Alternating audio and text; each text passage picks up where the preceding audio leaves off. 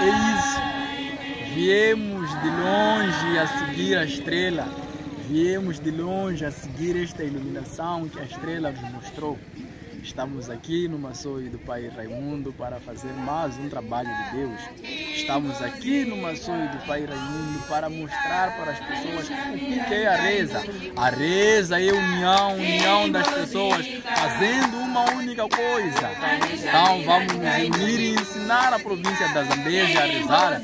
Vamos nos unir e ensinar o povo de Quilimane o que é a reza. Como se reza com essa roupa branca.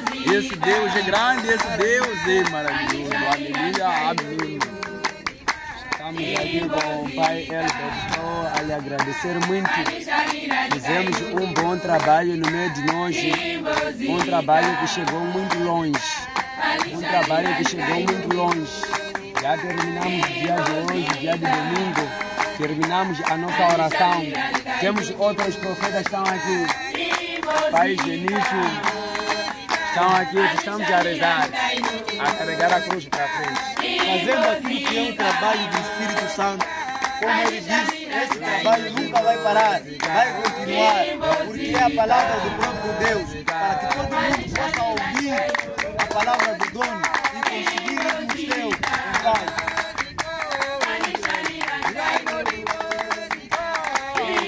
Vá avançando.